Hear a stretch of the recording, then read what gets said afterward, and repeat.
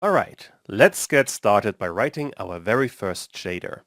What we are going to do is to create a shader that can change the transparency of the Godot logo, or of any graphic for that matter. Now for that, we have to do two things. Number one, we have to assign a shader to a sprite.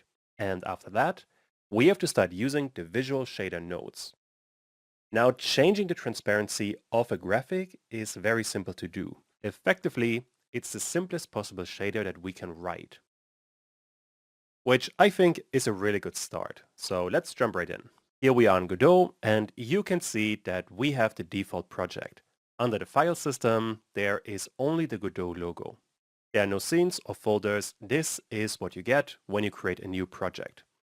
Now to get started, I do want to create a new scene, and the root node should be a sprite 2D, which I want to rename right away to, let's call this one shader setup. And while we are here, I want to drag the icon.svg into the texture so we can see the Godot logo. For this entire course, I am always going to use the Godot logo, but if you want to use another graphic, that's also totally fine.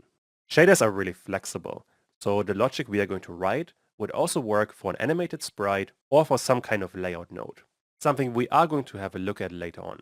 But for now, I want to save the scene inside of a new folder, which I'm going to call one shader setup. For this course, I want to have one folder for every video. I think that's the best setup, but this project is going to be fairly simple. So if you want to have another kind of setup, that's also totally fine. Anyway, click on save, and now we get a folder with this scene. That is a good start. So next up, I want to assign a shader to this sprite 2D. And for that, I want to go to material, and then under material, I can click on empty, and in there, we have canvas item material and new shader material. Since we want to add a shader material, this is what I'm going to click on. Then we are getting this kind of sphere on which you want to click again, after which you can see the actual shader. On the drop-down menu, you can click and then we can create a new shader. If you already had a shader you wanted to assign, you could load that shader. But since we don't have a shader yet, I want to create a new one. And then we are getting a dialog in which you have to specify a couple of things. First of all, we have the type of shader. There's a normal shader, or well, a code-based shader, and a visual shader.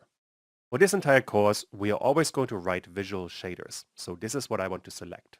Besides that, we have the mode, which by default is a canvas item, which is basically a shorthand for 2D objects. If you want to write a shader for a 3D object, the template would be spatial.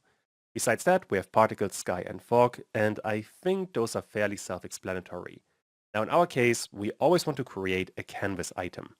Besides that, we can make this shader built in, which would always assign it to a scene, which we do not want to do.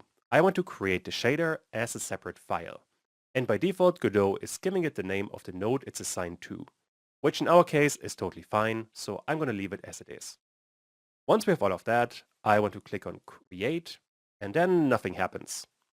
Although if you now look at the folder, you can see we have a shader. If you double click on this one, you can see the shader field. And at the moment, we only have a single node called output. Inside of this output node, we have a whole bunch of parameters, like color, alpha, normal, and so on. To all of these parameters, we can assign a value. And then this value is going to be the value for each of the fragment inside of the sprite that we are working with. And I think it's going to make sense to talk about this in just a bit more detail. At the moment, the shader is assigned to this graphic. And this graphic consists of a whole bunch of fragments. Let me add a grid to it, something like so. If I could draw straight lines, this would also look much better. But basically, each fragment would be one part of this grid. So it could be this part here, it could be this part, it could be this part. And for each of those parts, we can specify a color, an alpha value, and so on. What is also really important to understand at this point is that Godot is updating all of these fragments at the same time. Meaning you can never just look at a single fragment, you always look at all of them, and you also update them at the same time. Because of that, you couldn't simply isolate one fragment like this one and only change this part. That's simply not possible. If you wanted to do something like that, you would have to write some code to isolate this area, something that we are going to look at later on. But for now, that's not too important. Now, before we continue, one more thing that I do want to mention is that the fragments or the grids that I have drawn are much larger than the actual ones that Godot is using. So effectively, when you're looking at the Godot logo and you zoom in just a bit, you can see all of the pixels. And for simplicity, you can imagine that one fragment is the size of a pixel. That's not 100% accurate, but it's close enough to be accurate-ish. I suppose going forward, when I say fragment, just think of one pixel inside of the graphic. So with that covered, we can look at the shader field or the visual shader field to be a bit more specific. At the moment we have a single node, and on top of the field we have a whole bunch of options.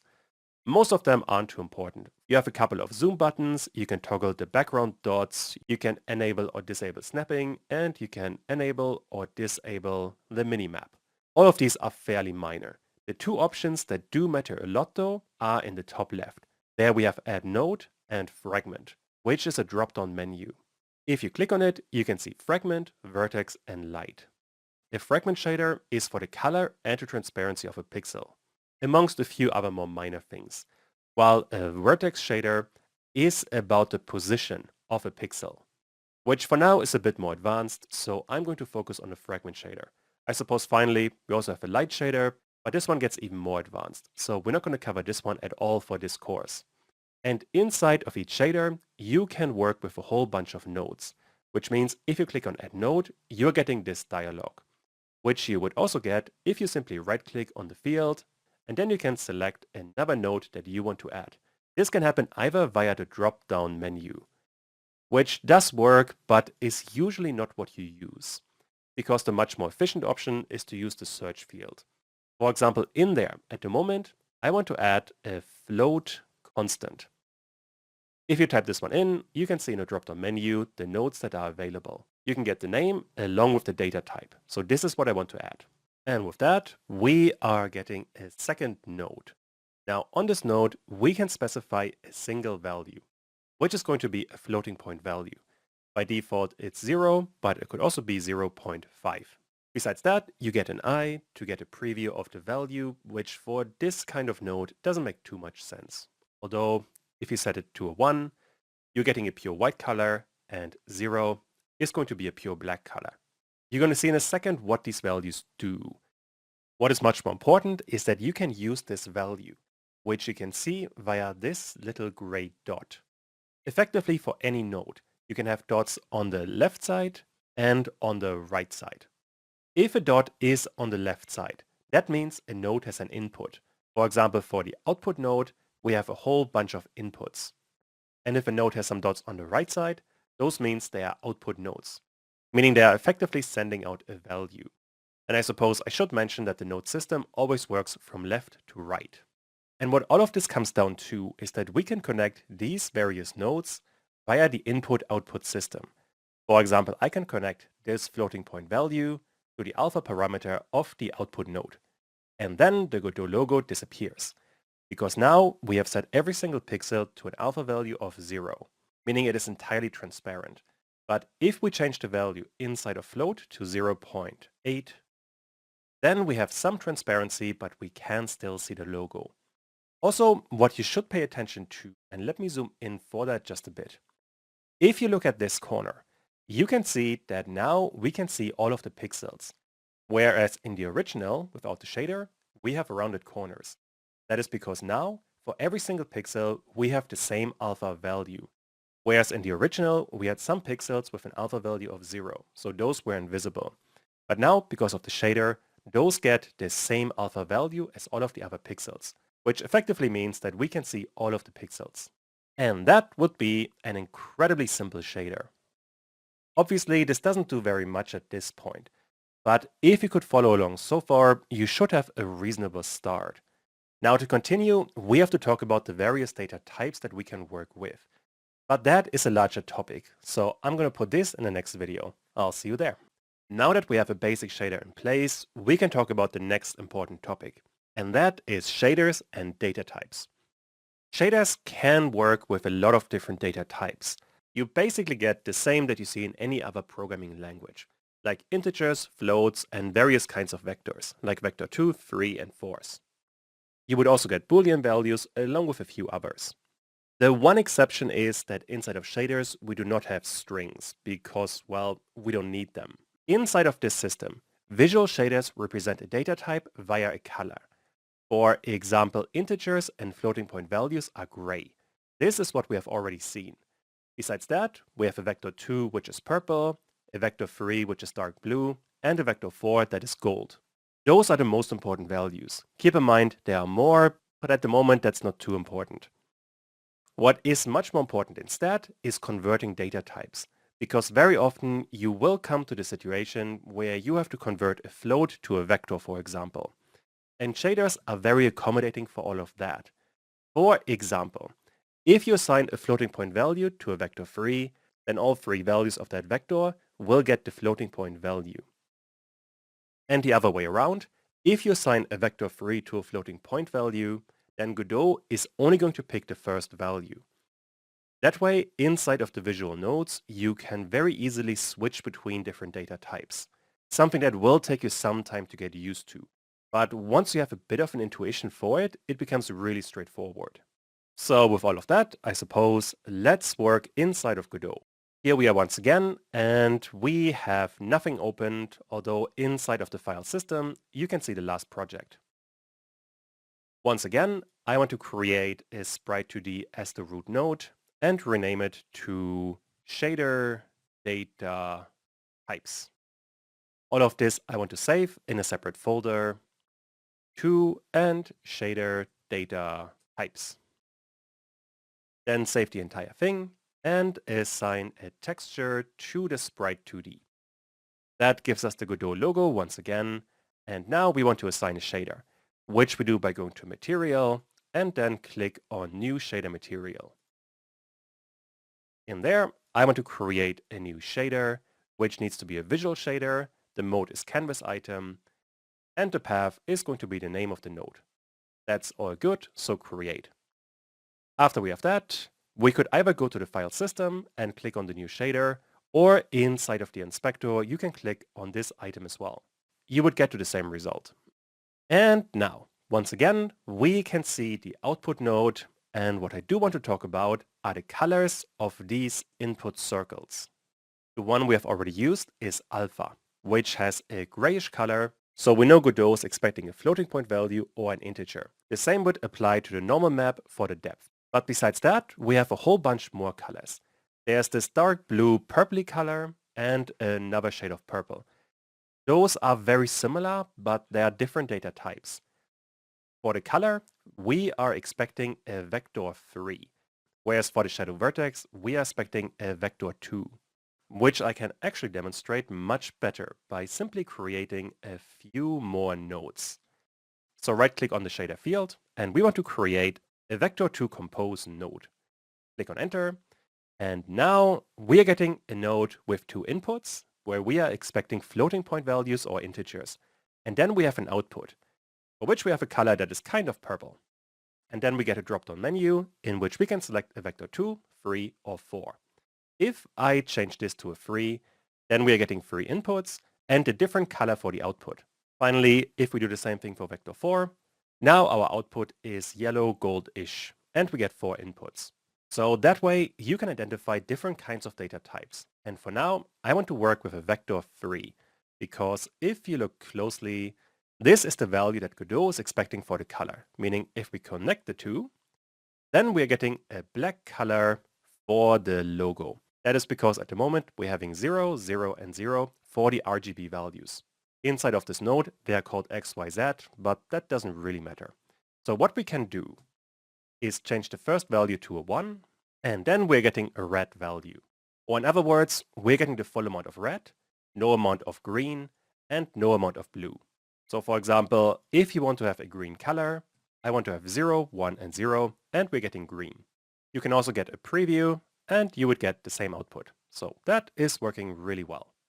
And also, you can connect this vector compose node to other nodes. For example, the one that we have already seen is a float constant, which only has an output that we can now connect to, let's say, the blue value. And then change the value here to a 0.5, and we are getting much more blue. So this would be another kind of data type. But now let's try something different. Let's delete the vector compose node and instead connect the float constant to the color directly, which is something that you can do. And the end result is going to be a grayish color. So how do we get here? Let me rearrange the nodes just a bit. And now, for any kind of color, Godot is expecting a vector 3, which you can see down here. This vector 3 has a red value, a green value, and a blue value. And when we specified a vector 3 earlier, we could give each of those a separate value. But now, we are assigning a floating point value to this vector 3. And what Godot does as a consequence is it assigns 0.5 to all 3 of the values. And as a consequence, we're getting a grayish color. That's literally all that's happening in here. So what we can do to test all of this is get rid of this float constant node and instead add a vector 3 compose, which I want to connect to the color once again, like so, and then change the values for all 3 of them to 0.5. The end result is going to be exactly the same. So this would be one data type conversion, where we are converting a floating point value to a vector 3. And what we can also do is the opposite, where we are trying to assign a vector 3 to a floating point value, let's say the alpha value. If we are doing that, like so, then the Godot logo is going to get a transparency of 0.5. That is because for this alpha value, which is looking for a floating point value, we are always using the first value. Nothing else matters. If I set this to 1, then we are getting no transparency at all. But if I change any other value, let's say this to 0, then nothing is going to change because y and z are simply ignored. The only value that matters is x, which is now setting the transparency. And that would be an introduction to the different data types. And I suppose what we can also do at this point is look at a few more nodes. So when you're working with data types, there are a couple of nodes that are really important. The first one that you are going to use quite a lot is a float constant. So this one simply gives you a float. Besides that, if you look under scalar, there are a few constants with things like pi, which also work in pretty much the same way. Those would be very simple floating point values. Next up, the one node that we have already seen is a vector to compose node. Or rather, this is simply a vector compose, and in there, you can select what kind of vector you want to create. Those nodes always have some inputs and one output. Besides that, you also get a vector to decompose, which does pretty much the opposite. It accepts one value, and then it gives you 2 floating point value as a result. What you can do with this one, for example, you could connect the pi value, and then you can look at the x and y value. Now in this case, they are both going to be white because we are assigning 3.14 to both x and y of this vector. And since 1 is the maximum value, we are always going to get white as an output. And finally, another node that we could be looking at is simply a vector to constant, which has no inputs, but you can set an x and a y value. There would also be a vector 3 and a vector 4 constant, but those you probably aren't going to use because simply using a vector compose node is simply easier, but you could use either of them. And all you would have to do at the end is combine different nodes. And for example, to finish off this video, let's create a color by combining a vector compose node with a vector 2 and a float constant. Those combined should get a vector 3 that I want to assign to the color. Now for that, first of all, we have to get this vector, and let's give it a value of 0.5 for x and for y 0.3. This would be the red and the green value. For blue, I want to have 0.8. With that, we have the 3 colors. Next up, I want to create a vector to decompose.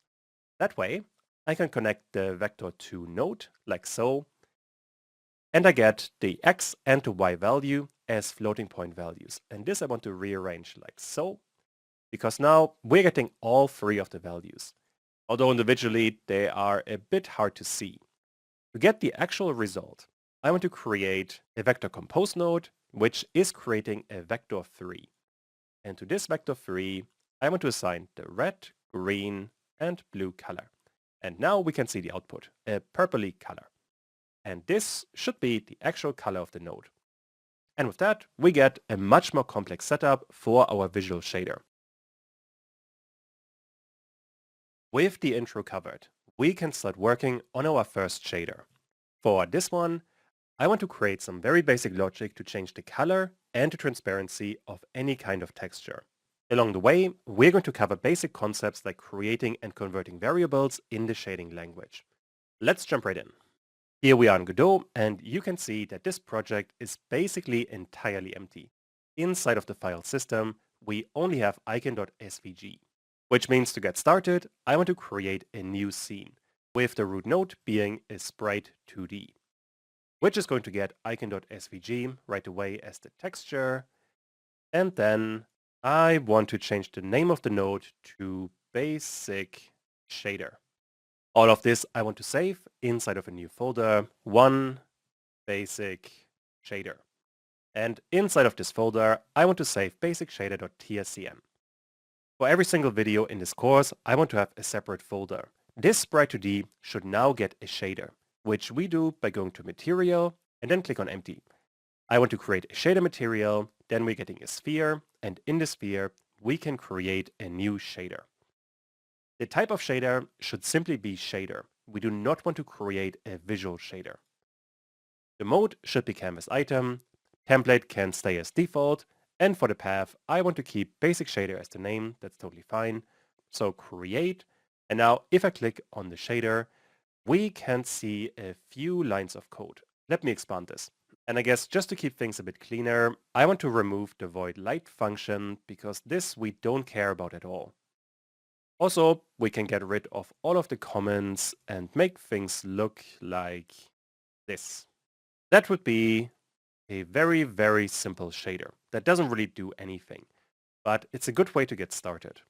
Now for every shader, we always have to start with one particular line in which we specify the shader type. So first of all, we need the keyword shader type. And this is then followed by the type of shader that we want to create. Now for this course, we always want to create a canvas item. This is the shader for 2D graphics. If you wanted to create a 3D shader, this would be called spatial. And after this, really important, we will need a semicolon. If you didn't add that, Godot would complain really fast. So don't forget it. After that, we can see 2 functions, vertex and fragment. Now those do look a bit different compared to what you see in GD script. First of all, we are starting with void. This specifies the return value of the function. And both of these functions don't return anything. But if you wanted to have a function that returns a floating point value, then this would be called float along with the function. Although since this function is inbuilt, this would cause an error. After the return value, we can give the function a name. So these functions would be called fragment and vertex. After that, we have parentheses for the parameters, and then inside of the curly brackets, we can specify some logic. Fundamentally, the basic logic that you have seen in GD script still applies. You just write it slightly differently. And in our case, for this video, we only care about the fragment function, so vertex can go entirely. And inside of the fragment function, we have to stay inside of the curly brackets. The most important value in here is all in uppercase letters color, because this specifies the color and the transparency of every single pixel. And this one is a vector 4, which means if you want to assign a new value, you would want to create a vector 4, which you can do with the keyword vector 4. And if you then type parentheses, you get a whole bunch of options in terms of how you can fill this vector with values. For example, if you want to have the same value for R, G, B, and A, you could simply type in one value, and this one will be assigned to all of the values inside of the vector. Meaning with 1.0, we're getting a pure white and no transparency whatsoever. Or in other words, for this vector, we have 4 values that are all the same. You could also create a local variable inside of this function, for which, first of all, you would need the data type. Let's say I wanted to create a vector 3 for the color. Then you need the equal sign to actually give it a value, which I want to be a vector 3 as well. And let's say for some random values, for red I want to have 0.5, for green 0.3, and for blue 0.9. Don't forget the semicolon. And now we have created a local vector3 variable. So once again, if you know any kind of GD script, this shouldn't be too unfamiliar. The main difference is before we are creating a variable, we always have to specify the data type. That's basically it. Once we have that, and let me get rid of this color, I want to get the color, but only the RGB values. And this I can do via RGB. That way, I can assign the color we have just created, and once again, do not forget the semicolon. And now, we're getting a purple-ish color. Besides that, we could also create a float value for alpha, which for default value could be 0.7.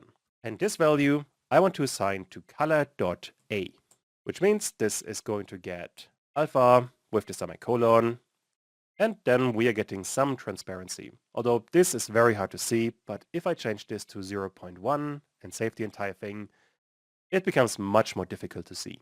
Also, I guess to organize all of this a bit better, we should start by creating the variables and then applying them. Now there's one thing you really want to keep in mind, and that is the data types in the shading language are much stricter than in GD script. For example, besides the alpha value, I also want to have an integer, which I create via int, and let's call it test, with a value of 1. So far, this is working. But if I now wanted to assign the alpha value of every single pixel to the sum of alpha and test, this would not work. Because inside of Godot, we have an invalid arguments to operator plus float and int.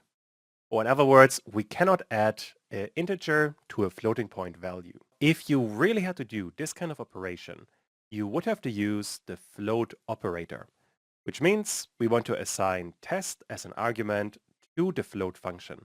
And then all of this is going to work. The result is going to be full transparency because color.a caps out at a value of 1, and the sum of alpha and test is going to be 1.1. So this isn't going to be exactly visible, but I think you get the idea. The really important thing to take away is that when you're doing any kind of data type operation inside of the shading language, you have to be really careful about the data type. Although once you get used to it, it becomes fairly straightforward. Now, before we are finishing this video, there's one more short thing that I do want to do. So far, we have only created local variables, but you can also create global ones.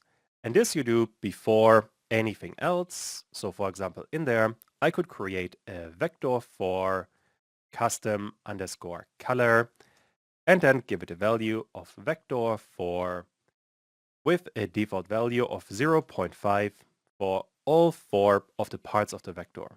And now Godot is going to complain, and let me add a bit more space so we can read all of this.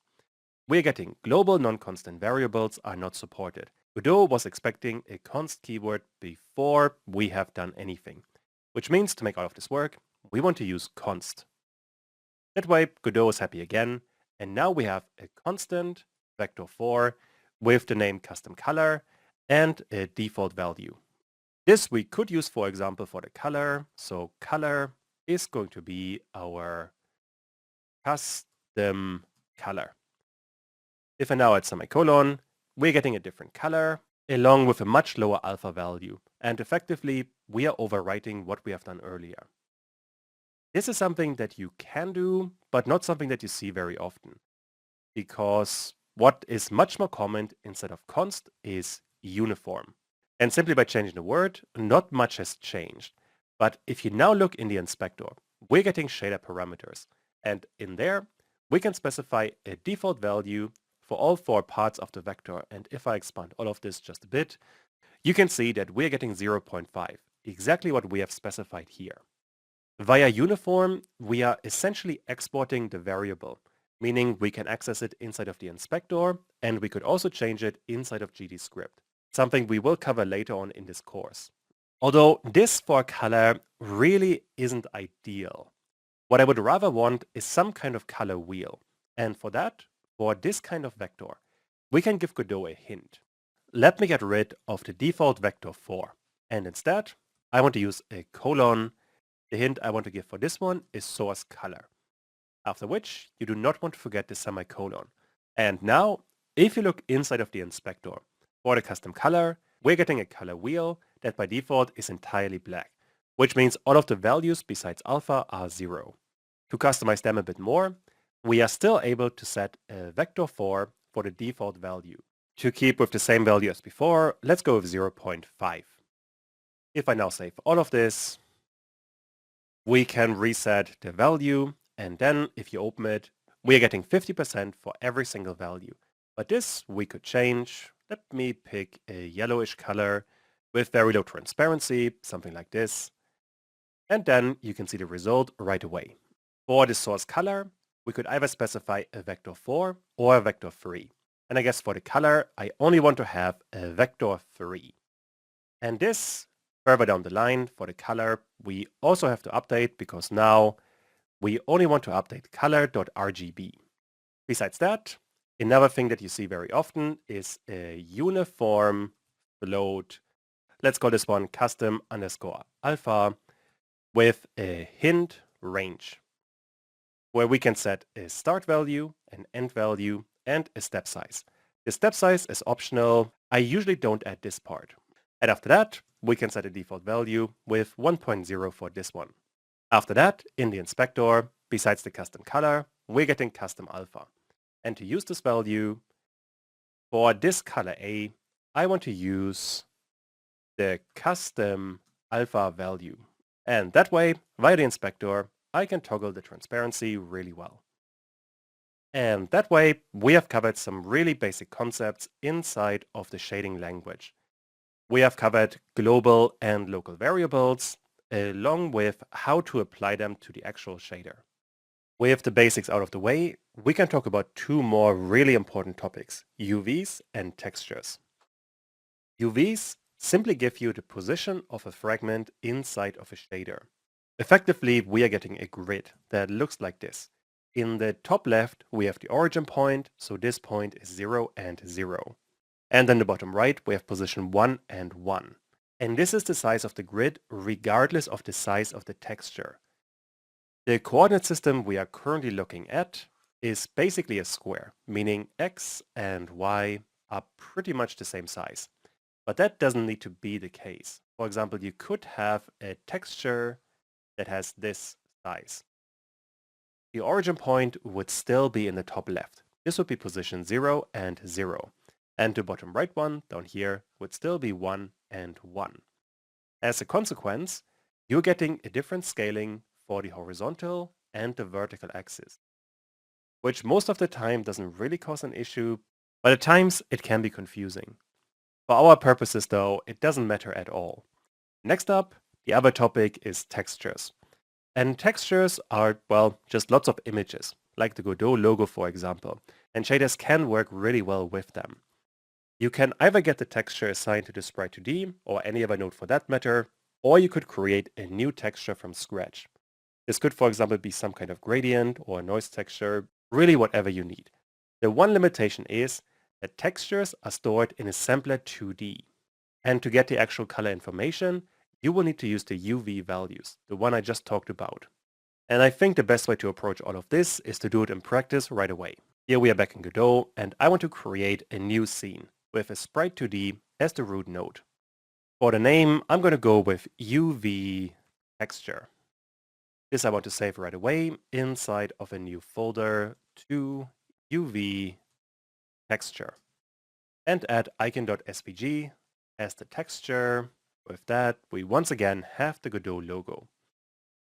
Next up, inside of the material, I want to create a new shader material. and then a new shader. Shader, canvas item, default name, all of that looks fine. So if I click on this again, we can once again see the shader. And just as before, I only care about the fragment shader. And to get started, to get a UV value, you simply have to type UV, and then you're getting a vector 2, in which, for example, you could get X or Y. And to use that value, we could, for example, get color.A and assign this UV.X.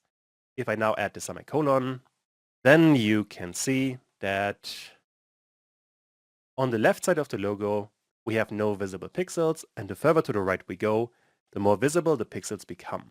That is because the origin point is in the top left, and on the horizontal axis, the only one we care about at the moment, the origin point on the left side is 0, and the final value on the right side is 1. So when we look at all of the pixels individually, we always get a uv.x value. And this we are then assigning to color.a. So the further left we are, the more transparent things are, and the more we go to the right, the less transparency we get. That's all we are doing in here. Alternatively, you could also use uv.y. If I now save all of this, we are doing pretty much the same thing, except on the vertical axis. If you wanted to be fancy, you could also add an offset. And let me create this one as a uniform float. So offset, and for this one, I want to have a hint range, going from 0 to 1 with a default value of 0.0. Don't forget the semicolon. And now, if we are subtracting this offset, then by default, nothing is going to happen because at the moment we are subtracting 0.0. But inside of the shader parameters, if I change this offset to, let's say, 0.5, then we're moving this value down. And if I drag this slider, you can see even better what's happening. So now we can make the Godot logo visible or invisible with a fairly nice effect. And that's pretty much it. For every single pixel, we get a UV position, which has an X and a Y value. We could use that to update the transparency. We could also use it for the color. For example, I could set color.red to uv.x, and then color.green is going to get uv.y. And don't forget the semicolons. If I now save all of this, we are getting some funky colors. Use this however you like. It doesn't really get that complicated. So next up, we can work with textures. And to make all of this more visible, I am going to comment out these two values so we can see the original Godot logo again. To all of this, I now want to apply a texture. And to create a texture, we have to create another uniform, which we are storing inside of a sampler 2D. And then we have to give it a name. Let's call this one the gradient texture. Then the semicolon once again. And now, if you look on the right, there we have a gradient texture. And if we click on empty, we can assign some kind of texture. The one I want to assign is a new gradient texture 2D. Click on that, and then you can click on the thing again, and now we have a gradient texture. Let me update it just a bit to give it some more interesting values, although it doesn't really matter what you give it. So let's go with green and a bluish color, something like so. So we get something a bit more interesting. With that, we have a texture inside of the shader. But this we couldn't use right away. For example, if you try to update color.rgb to the gradient texture we have just created, Godot is going to complain that we are trying to assign a sampler 2D to a vector 3, which isn't possible. To actually get the color values from this texture, we have to use another function, which is going to return a vector 4, which means I want to create a vector 4, and let's call this gradient underscore color. The function that we need to use is called texture. And this wants to have two arguments. Number one is a sampler, the one that we have just created, gradient texture. Besides that, it wants to have a UV. Let me expand all of this so you can see that we need to have a vector 2 coordinates, which in our case is simply going to be the UV coordinates. And with that, we are getting a gradient color vector 4, which we could use right away to assign to the color. So let me remove RGB. Then we are getting the vector. And this also updates in real time, which means I can change these values, and all of this works really well. I guess to be a bit more elegant, I only want to update color.rgb and then get gradient color.rgb as well. That way, we keep the original alpha value from the uv.y values, meaning we can still animate the offset, and that is a pretty nice effect. So this would be one way to get a texture into a shader. You simply have to create a uniform sampler 2D, and then inside of it, create a texture. And finally, you have to call texture with the sampler 2D and the UV coordinates, and then you get a vector 4, and that you can then use for whatever purpose you have in mind. Now there's one more special thing that I do want to cover, because inside of every single shader, there's one special texture. If I select the sprite 2D, and we can look at the texture, there we have the Godot logo. If you want to get this texture, you would simply have to type uppercase texture inside of Godot, and then you get whatever texture was assigned to this node. Although this you also have to use inside of the texture function, which sometimes can look a bit weird. But the way that you usually get the value is vector 4, let's call it color, all in lowercase letters, and then you want to use the texture function. Then the sampler port is in all uppercase letters texture, and then the UV. With that, you get the color of the current texture. And if you wanted to, you could assign this back to the color, so color is equal to color, and then we get the original, which right now doesn't do very much. But this sometimes can be incredibly useful. For example, in this case, if we keep the original gradient, then we have sharp corners. And if you want to keep the corners of the original, you would first of all have to get the original color value, which we have done here. Although for this one, if you want to keep the rounded corners, we only care about the alpha values. So let me rename this thing. I want to get the float original alpha. And then from the texture, we're getting a vector 4, but from this right away, we only want to get the alpha value. After that, for the color, we don't want to update all of it. We only want to update the alpha value and set it to the original alpha. And with that, we are keeping the original corners. Although at this point, we have lost the gradient that we have created in the beginning. To keep this value, you can simply cut out these values and then multiply them with the original alpha. Also make sure that you are deleting color.a. This one shouldn't be there anymore.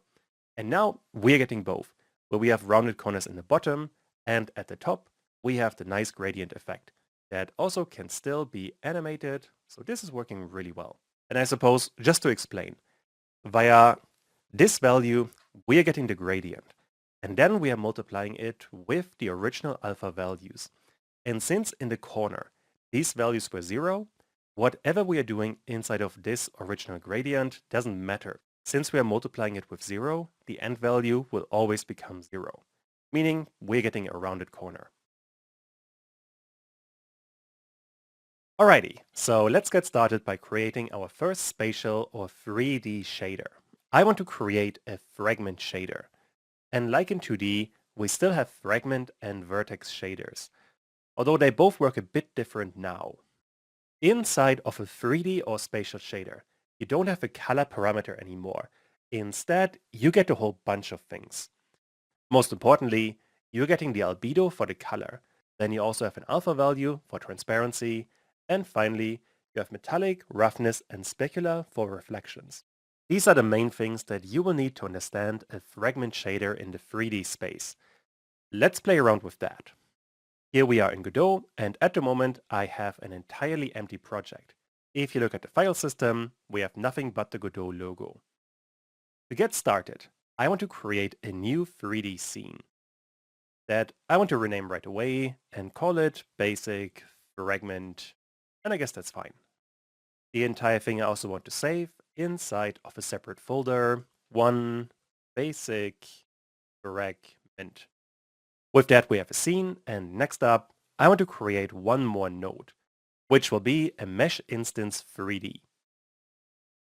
In there, if you look at the inspector under mesh, we can give it a 3D object. And I want to start by creating a sphere mesh. With that, we're getting a sphere. And to assign this thing a shader, you have to click on the sphere, and then we have material, in which we can create a standard material, an ORM material, and a shader material. We are going to create a shader material in just a second. First of all though, I want to create a standard material, so click on that for now.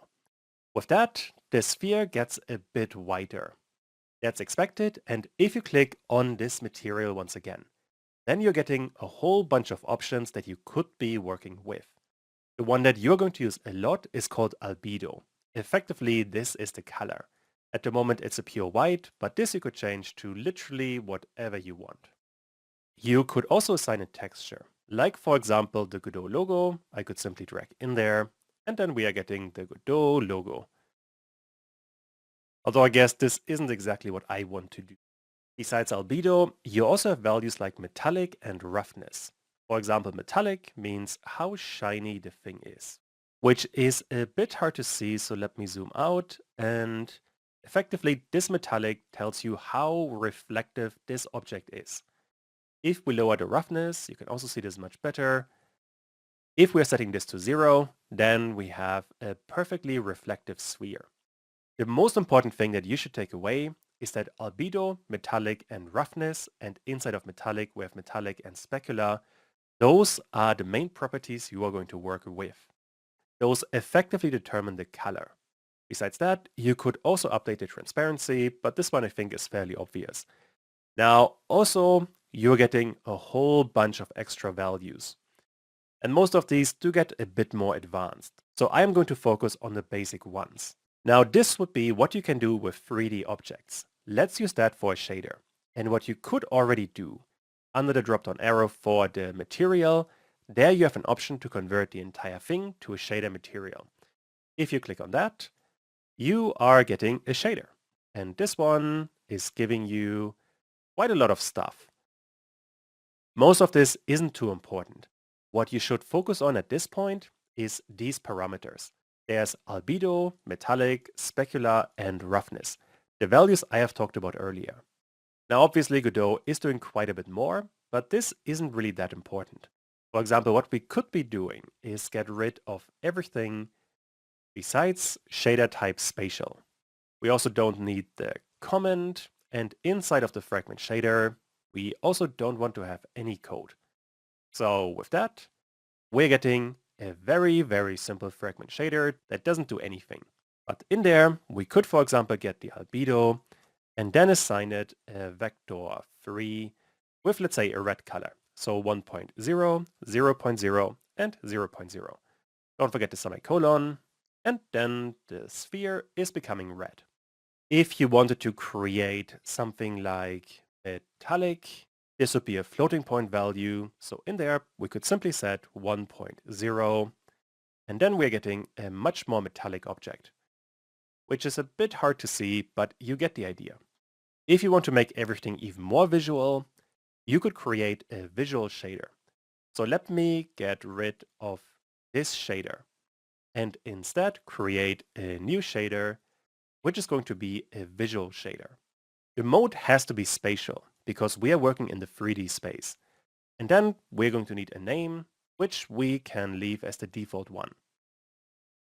Let's click on create, and if I now click on the shader, we are getting the shader field once again with a specific output node for the 3D space. And in there you can see albedo, alpha, metallic, roughness, specular. Those are the main options for the color. And also, we don't need this unsaved file anymore, so let's close it. Perfect. With that, we can start working on the actual shader that I want to create. And in there, you can do the usual. So for example, create a vector 3 for the color, and this we can connect to albedo. And then set this thing to, let's say, 1.0, and we're getting a red color again. If you give that the value of 1.0, Then we're getting pink because that's a mix of red and blue. We could also update the alpha value via a floating point constant, which by default is 0. So if I connect it to alpha, the sphere disappears. And if I set this to 0.5, then we're getting 50% transparency. And you can see it a bit better like so. This float constant we could also use for roughness, for example.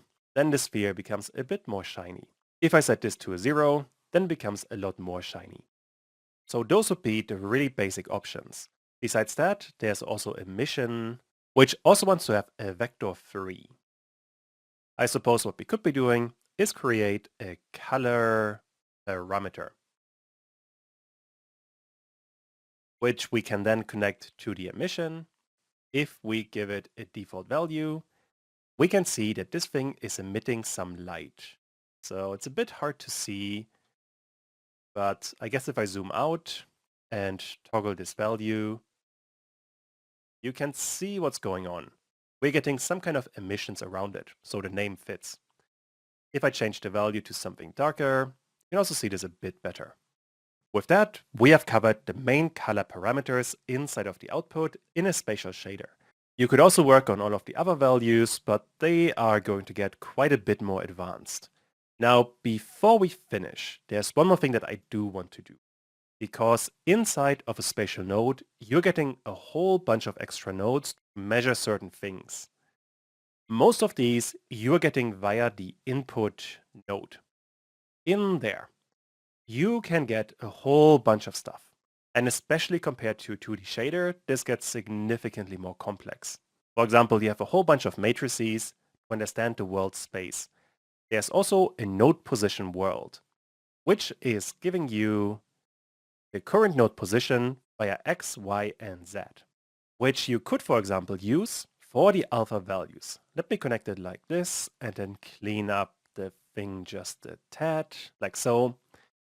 Now we have connected the x-axis of the node's position to the alpha value, which means in the inspector, I can move the thing around and we're getting different alpha values. Although you need to be careful here. If you go too far in one direction, you're getting some really weird values. And also, if you go too far in the other direction, then you are starting to emit a lot of extra light. That is because the alpha value should only ever be between 0 and 1. If you go below that, you're getting some weird black color. And if you go above that, you're getting a lot of emissions. For example, via the float constant, let me connect it to the alpha value. With 0, we can't see anything. But with -10, we're getting a weird black thingy. And if I set this to a positive 100, then we're getting lots of emissions. So generally, the alpha value should always be between 0 and 1. Otherwise, weird stuff is happening, which we can do via another node. It's called clamp. Now, clamp wants to have one value that we are getting from the input node, and then we can set a minimum and a maximum value.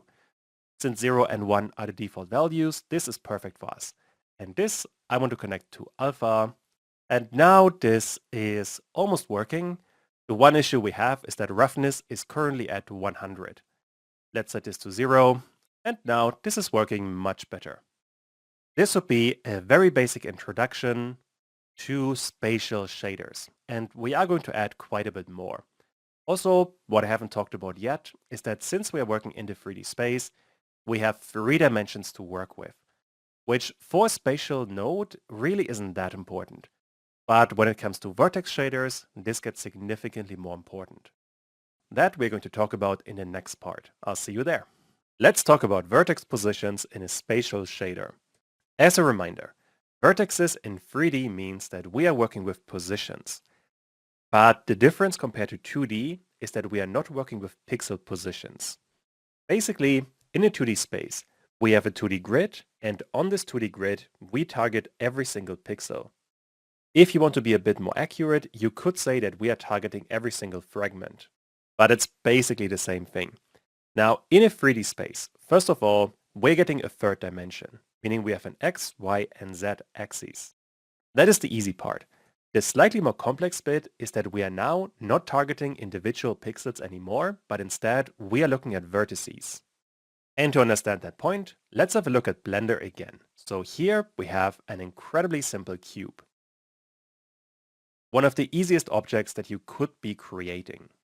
And this cube is defined by 8 points. I have one selected right away, this point here. Then we have 4 more points at the top, and we have 4 more points at the bottom. One of those is not visible. That one would be in the back. So in the back of the cube, we have 1 more point here.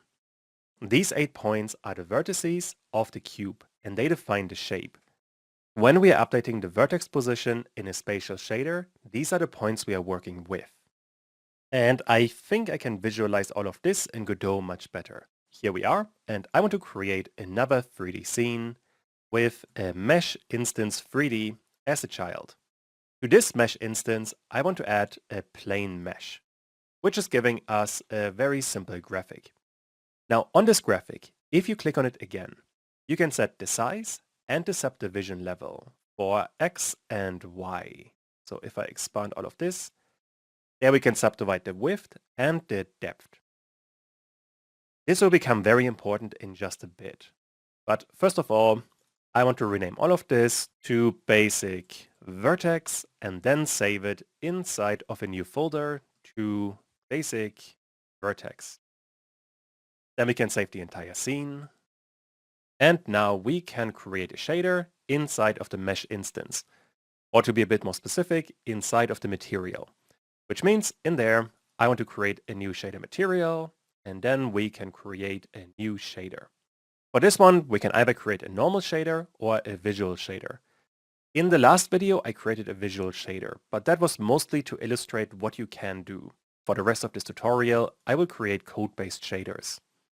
But you could replicate the entire logic with visual shaders just as well. So click on Create, and then we are getting a shader with a vertex and a fragment function. Also light, but this we don't care about. So let's get rid of it. Also, really important, on the first line, we need to have shader type spatial. If we don't have that, nothing is going to work. To actually get started, I want to get rid of the fragment function because this one we are not going to worry about at this point. The only thing that we want to work with is the vertex function, because in there we can update the position of the vertices. The most important value in there, like in 2D, would be vertex. Via that term, you can read and update the position. And this thing wants to have a vector 3 for x, y, and z. For example, what we could be doing is to simply add a vector 3 with a value of 1.0, 0.0, and 0.0. Don't forget the semicolon, and now the entire thing is moving a bit further to the right. To make all of this a bit more usable, let's create a uniform float x distance with a default value of 0.0. And this I want to use inside of this vector. With that, inside of the shader parameter, we can update the value and move the entire thing left or right. Or to be a bit more specific, we are drawing every single vertex with an offset. The actual position of this mesh instance is entirely unchanged, which for collisions would be really important. So with that, we can target a vertex and then update the position. And for that, we can target one of 3 directions. First of all, we have the x-axis. This one goes basically left and right. Then we have the y-axis. This one goes up and down. And finally, we have the z-axis, which goes essentially forwards or backwards. Also, unlike in 2D, if you increase y, this value here, then you are going up. Whereas in the 2D space, increasing y means you are going down, which can be slightly confusing, but just to illustrate, if I set the x distance to 0.0 again, and then for y, I can set this value to 1.0, and we are going up. If I set it to negative 1.0, then we are going down. I think so far this all makes a ton of sense. We haven't done anything too complicated. Now, to get to an actually interesting bit, and for that, let me get rid of everything once again. So we have the default mesh instance with nothing happening. I want to write a shader that curves the entire thing so that effectively the X position is influencing the Y position. Or in other words, I want to get vertex.y and then add the vertex.x position. And if I do that, we are curving the entire thing. Vertex.y is the vertical axis, the one that goes up and down, which means we have two vertices on the left side, and those we are pushing down. That is because vertex.x for these 2 points is negative whatever distance we are going in this direction. This is the origin point, and this is the negative direction. You can tell because if we are going to the right, this is the positive direction, then we are pushing up these 2 vertices, and you can see we are creating effectively a ramp. But this is always going to remain a ramp. If I put this vertex value into the sign function as an argument, then we are still getting a ramp. So this doesn't really do anything. And that happens because we only have 4 points, one for each corner. To actually get a wave, we will have to create more subdivisions. If I increase those, then all of a sudden, and let me add a few more, we are getting a curve that is still a bit difficult to see. What we can do for that is simply multiply the entire thing by 2, so vertex.x times 2, and then we can see much more of a curve that we are getting from the sign value. This is arguably a little bit difficult to see because we are only rendering one side. So I hope it makes sense what I'm talking about. Because of all of these subdivisions, we do not get 1 point for each corner. Instead, we are getting loads of points. 1 point would, for example, be here, another one would be here, another one would be here, here, here, here, here, and so on. And because now we have many more points to work with, when we are updating the vertex.y position, we are getting an actual curve.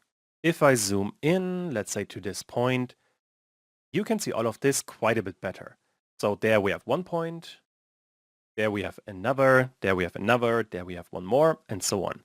And if I reduce the subdivisions, then you can see these points moving. And the more points we have, the more of a curve we are getting. By that system, we can actually use the vertex shaders. But other than that, the system I think is fairly straightforward. So ultimately, like in 2D, you are targeting a vertex with the various points. In the 3D space, you have the X points, the Y points, and the Z points. And all of those points you can read and update. That's basically it.